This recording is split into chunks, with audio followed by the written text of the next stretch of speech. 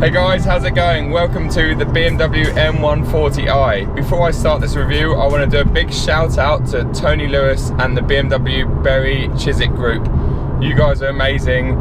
I finally get my hands on one of these cars. I've had this for nearly a week now and I've done a fair amount of miles in it. I'm very familiar with the BMW M Light range, as most of you will know. I've owned two M135s, originally in auto, 2013 auto for 2 years. I then changed that for a manual LCI or facelift M135 in September 2015. So I've nearly had that car for 2 years. I've been looking at upgrading to an M140 for some time now. I just haven't got around to it. Also, the way that the PCP systems work, my car has been in negative equity for a while. I think the release of the M140 sort of pushed all the M135s down a bit in price. So there's been a few people that have been a bit stuck with the M135s. I've now reached a point where I can pretty much trade in my M135, so I'm really keen to sort of see what these cars are about. I've spent a lot of time in the M240i. You might have seen some of my videos where I went to Austria end of last year in one. I also got a very early VIP car, I think last April, one of the first road tests I did in the UK actually. So I'm very familiar with this car, or this setup, and this engine and this gearbox, but I thought I would do another proper review and also talk about this car, compare it to my M135 and other cars that are available. Now, this particular model that I'm in is a 5-door hatchback, so it's got the 5 smaller doors like my original M135. Now I changed to the 3-door because I'm 6'3", 6'4", and getting in and out of the smaller 5 doors, or the smaller front doors rather, are quite hard for someone of my stature, my frame. So, and again, getting back in this one, I've found that to be the case. It's, you know, it's doable, but obviously the 3-door is so much easier to jump in and out of. This car, basic spec, let's go through it quickly. We've got the sports automatic, so we've got the ZF 8-speed, brilliant ZF 8-speed gearbox, which is just lightning fast, and it just, the ratios are so close, and it mated to this particular engine, and in fact the N55 of the M135 and 235 cars. It's just brilliant. In fact, this gearbox mated to any engine is brilliant, but BMW do a very good software calibration and just make it all work so well, and it's got a very good case for itself. In fact, even people that are sort of hardcore manual, you know, drivers like myself, you know, I'd gone back to the manual, my second M135, but if and when I do buy an M140, it will almost definitely be an automatic again. So this car's got the automatic, it's got the Pro Nav, it's actually got the oyster leather, and it's a really nice contrast because, you know, the majority of people, including myself, go for the sort of very typically German black leather, and I think black exterior and black leather inside, okay, it's stealth, it's cool, it's probably quite practical inside at least, but having the oyster leather really lifts this interior, and without the sunroof like my M135's got, you kind of need that because it does lack for sort of light in here, even during these summer months. So it's a really nice added sort of interior quality. It kind of lifts it, but it also makes it feel a bit more expensive in here. I know that sounds strange, but it does. So yeah, aside from that, the other options this car's got, we've got heated seats, the Pro Nav I've already talked about, sports automatic I've already talked about, we've got the sun protection rear glass, and I think that's pretty much about it. This car isn't really fully loaded, it's just got, you know, it's got some of the sort of must-have options. Now, whilst we're talking about options and specs, a lot of people, I get a lot of questions, people asking me, you know, which should I go for, a 3-door or 5-door? What colour should I go for? What spec should I choose? Now, really, it's all very personal preference. Obviously, the colours and the 3 to 5 door obviously make a difference in price, as does the sports automatic transmission. So you've got to factor that in. But all I can say is, really, the one option that you must go for, in my opinion, in Chris Harris's opinion, in a lot of journalists' opinion, which this car doesn't have, is the adaptive suspension. Now, my original M135 didn't have adaptive, and I didn't really find that an issue. I was a bit younger back then. I was so overwhelmed and excited by the package, as anyone would be if they jumped in this car. I mean, don't get me wrong, it is stellar. But once you've tried an adaptive equipped car, you realise how much better they are. Now, I don't know the specs, but I would find it very hard to believe that the adaptive dampers are even the same dampers. I mean, I think they're a completely different unit. They certainly feel it. They feel more expensive. They just iron out so much of the bumps like we're going along now. They just do such a good job of doing that. And in the UK, that's so important. It's important for a number of reasons. It's important for comfort. Old men like me like to have a bit more of a comfortable ride. But not only that, when you're pushing on through a corner in the UK, if the road's really bad and the suspension's not doing the job that perhaps it's meant to be, the car bounces or skips across the surface. So you're not really, although it feels exciting and fun, it's number one quite dangerous because you can't really judge where the car's grip or where the car's grip levels are. But number two, yeah, it just gives you no confidence. You know, it's a very uncomfortable, unnerving sort of experience a lot of the time. So I really urge everyone, the first option you tick, whether you're completely limited to budget or whether you've got an endless wallet, tick the adaptive suspension box. Honestly, it makes all the difference. It really does. Sorry, just de-restricted a bit of road.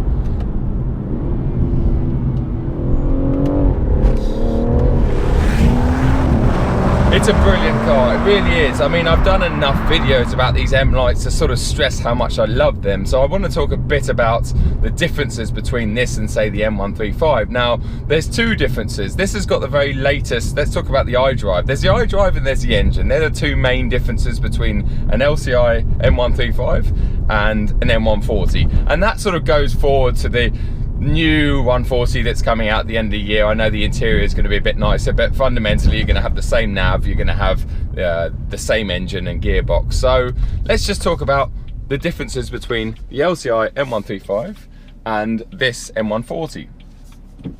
Now,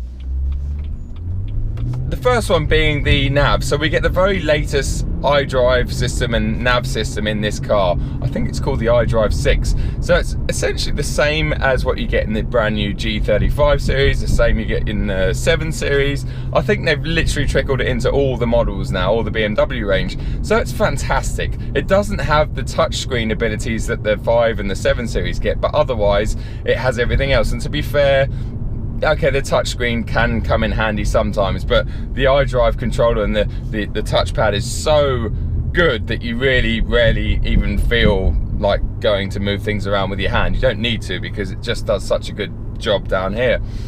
So you get the new iDrive. I'm still not used to it. I've had this a week. I've had various new BMWs with the latest iDrive system, and I still can't get my head fully around it, but that's as much my problem as it is the BMW sort of usability problem. Now, what I would say though is if you're an older age and you've stepped out of a car with very little tech in it, this is going to be a bit of it's going to be a difficult user interface to sort of understand and learn. But I think that will be the case on the majority of especially German cars that are packed full of tech these days, because there's just so much tech and so much going on in there that it takes a while to understand and get used to. But things like the voice control are just brilliant. Like literally you can mumble it, you can shout at it, and it will most of the time pick up where you want to go. So it is brilliant. It just takes a little bit of getting used to, and it's not as clear and simple as the older iDrive 6, I think it was, in my generation of M135. That's the first change.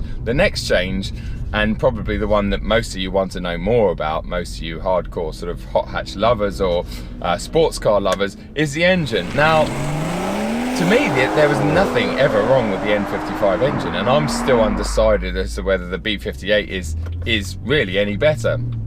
Now, the main differences, okay, so they're both, the N55 and the B58 motor, they're both 3 litre, they're both straight sixes, they're both twin scroll turbo units.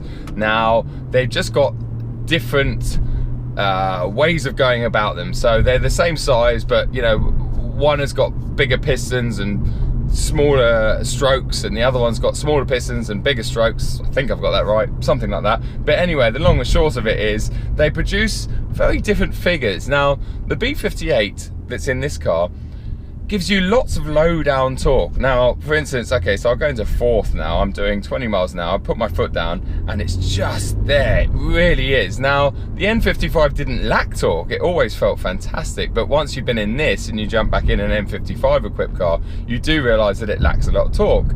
Now, this, if you look at the torque curve and the power curve on this, it flattens out quite quickly. Now, that kind of tells me that there's a lot more to come from this engine, that BMW have sort of pegged it back, and especially with the power, I think there's a lot more power that could be at the top end. When you look at the curve, it flattens right out, and you feel that when you're driving it. It doesn't stop you revving it out and using all the revs like it does in, say, a diesel, where you get to sort of 3,500, 4,000 revs and you want to change up because you kind of run out of puff or power. That doesn't happen in this engine, but you kind of do find yourself short shifting a lot of the time because it seems to have just as much pickup when you get on a sort of in the next gear at lower revs, if that makes sense. So it's an interesting unit, and it's incredible at what it does, and it does produce more power, it does produce more torque, but it also produces a lot more efficiency. And I've found this out again over the week that I've had this, and I found that out in the 240 that I had over in Germany and Austria.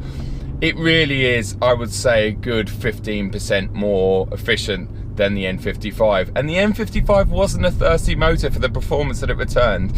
And I know that a lot of you will be like, oh, well, who cares about economy? And I do get a lot of comments on that. But that's, to me, that's a load of BS, because I think anyone that has one of these hot hatches likes their quick cars. You know, I'd say 90% of us owners don't have loads of money to throw at petrol, which, let's face it, is the most expensive running cost on a car these days, especially if you live in the UK. So I think having a car that can go fast but yet be efficient, and especially with this ZF 8-speed auto, you know, you're in 8th gear at 70 miles an hour on the motorway, and it's like, it's doing under 2,000 revs. It's doing about 1,800, well, maybe even less actually. Trickling along doing 45 mpg, like happy days. Who's not gonna like that? If you're using this car for everything, it's brilliant. And even when you're really pushing on, of course it drinks and those figures drop significantly, but you're still returning good mpg, so that can't be sniffed at. So overall the engine is better, but where it falls short, in my opinion, and I thought this the first time I tried the 240 well over a year ago, and I thought that when I was out in Austria as well, and I've, you know, the time I've spent behind the wheel in this car, I still agree with myself effectively in that the M55 was such a fantastic engine that it actually felt sort of naturally aspirated, by which I mean it was such a linear sort of power curve, and it encouraged you to rev it all the way up to the red line to get the absolute maximum. Especially when you've got a manual car, you really notice that all the power is right at the top. It's got torque, but it's got the powers at the top. So it really encourages you to rev, and it sounds fantastic when you got it up there. And I know a lot of it is fakery in the cabin, but a lot of it isn't, and it just sounds great. Now, this car, the 140, it's lost a bit of the sound, and I've actually said to people, go out and buy an M Performance or a different exhaust if you want a bit more acoustics. God, I can't speak. Yeah, if you want more acoustics from this engine, go out and buy the, you know, the M Performance exhaust or an aftermarket exhaust, and that lets some of the engine sound out, because this is very muffled. But it does lack some of that excitement up the top, and I think half of the reason for that is, oh my god, there's a deer in front of me. There's a deer on the road. Okay, it's gone now. Half of that is because of how good and strong and efficient and punchy this engine is, that you kind of expect more at the top, but you've already got more, if that makes sense. But there's no denying that the M55 up in the high rev range is, to me, not a more exciting engine, it's just a more rewarding engine. It's a rewarding sound, and it's a rewarding point to get. You know, you really have to wring its neck to get the maximum, whereas in this car you can short shift and still get 98% of the sort of maximum power and efficiency.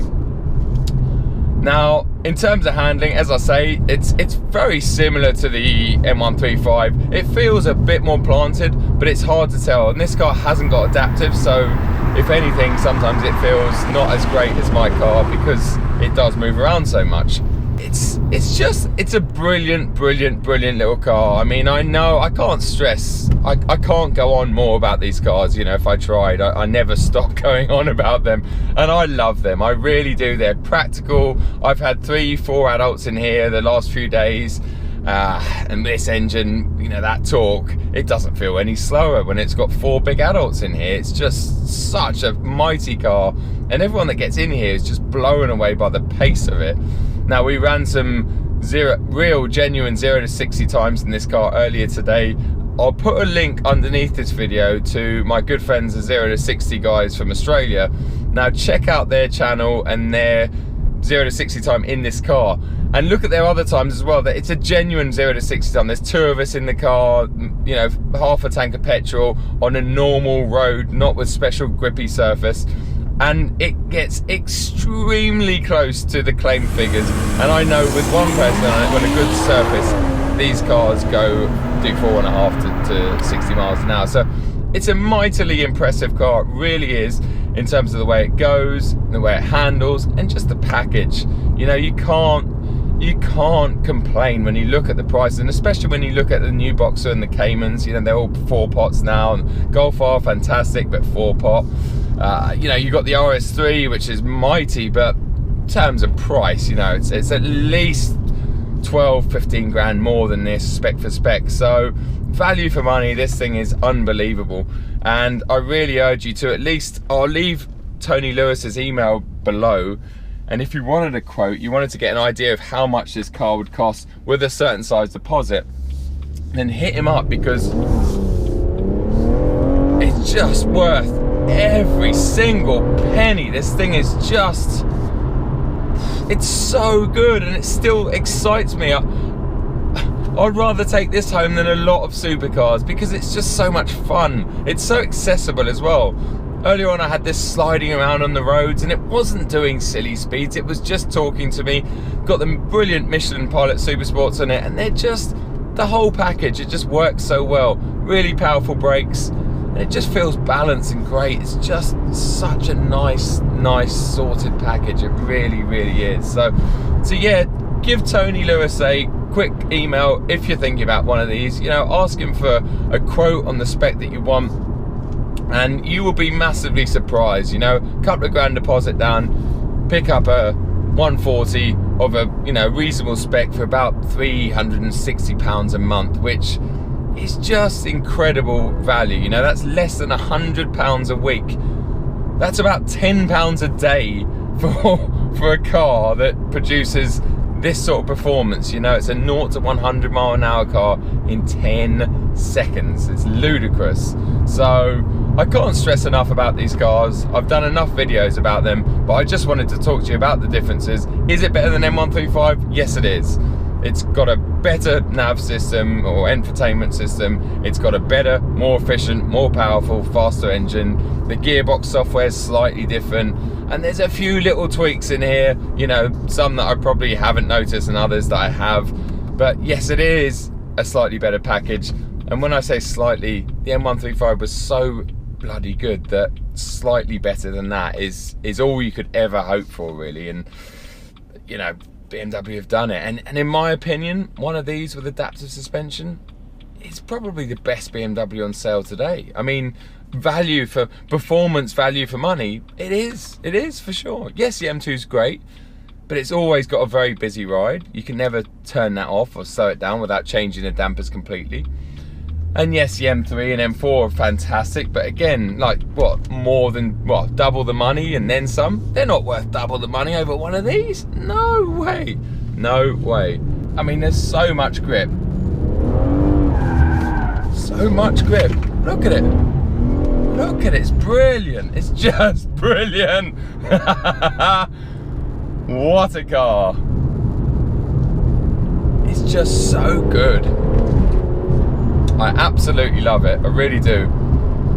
Can't urge you to go and try one yourself, go and test drive one, and you know, don't take my word for it, but hundreds of people have, evidently, and there's hundreds of very happy people out there, and I get letters, emails, etc. all the time telling me how pleased they are with their M-Lite purchase, and I stand behind this product. I do, and I always will. And you know, it's it's a dying breed as well. You know, there's talk of the 4-cylinder X-Drive, you know, replacement of the 1 Series. We're only going to be able to get a 4-pot X-Drive version of the M140 or whatever the equivalent will be in a couple of years. I'm sure it'll be brilliant, but it is sad times. So whilst we can get our hands on a 6-pot, screaming 6-pot, go and do it.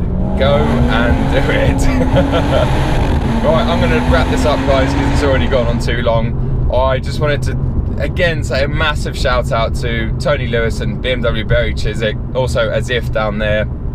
You guys are legends, and thanks for believing in me. Thanks for giving me a car to go and play in and you know, do videos on, because I can't get them from BMW UK, and you know, I want to help someone, and if I can help an individual dealership, then so be it, because I absolutely love this product. I love BMW, and I love these specific cars. I love the M-Line. It's brilliant, brilliant, brilliant little cars. So, oh, it's a big dip, and ooh, almost airborne. Yeah, cool. Please remember to subscribe, guys. Give us a thumbs up if you enjoyed this video, and leave any comments or questions below. I'll do my best to answer most of them. These days I'm getting lots more views, I'm getting lots more comments, so it's really hard to try and stay on top of everything, but you know, I will get there, and I will eventually answer your query. Cool, guys, take it easy. Thanks for watching. This has been the BMW M140i.